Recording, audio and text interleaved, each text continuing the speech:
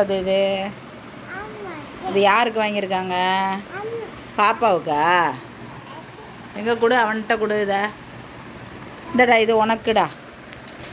இது யாருக்கு? அப்பாடி, இது யாருக்கு? இது பார்த்தா ரேஷுக்குடா. ரேஷுக்குடி இது அத்தை வாங்கி கொடுத்துருக்காங்கடி. இதான் ரேஷுக்கு. ம்